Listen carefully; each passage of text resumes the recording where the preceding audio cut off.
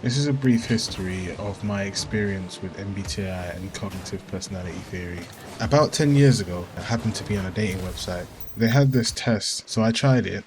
They didn't say what the name of the test was, but at the end, they gave me a result. The result happened to be ESTJ, and I thought, yeah, okay, so I'm an ESTJ. At about the age of 19, I decided to move for university.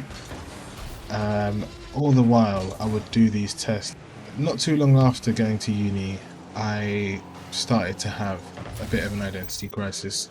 Mostly because whilst I was doing these tests, I started getting different results like ESTP, INTP, and ENTJ, along with my ESTJ results. I gave it a break for about a year or so.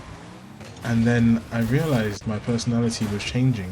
So I did the test again, and lo and behold, I got ISTP. When I read the profile, I was like, how could I be this lazy, crazy, disorderly, risk-taking personality type? I was quite distraught. Anyway, it didn't matter because I learned to embrace it, and I thought, you know what, let me just try and reap whatever benefits there are of having this personality type.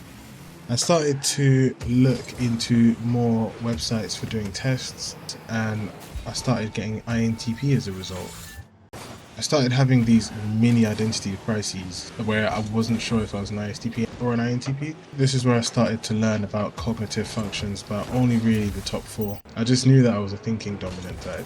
I started learning about shadow functions in more depth about a year or two later, and this was mostly because I realized that as I was getting better at typing people, there were patterns of behavior in certain types that you wouldn't find on these online profiles, and shadow functions would explain these in more depth.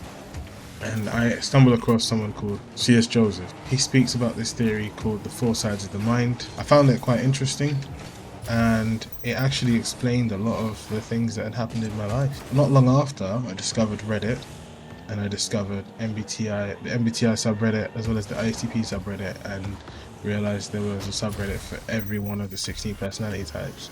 I realized that as I would share some of my insights with people, they'd find it quite helpful. So I thought, you know what, why not make a YouTube channel where I can share my insights with people who want to hear them. So that's the reason why I am here now. So I hope you enjoy what I have to offer. I will go over some of these things in more details in other episodes. So yeah, hope you enjoy.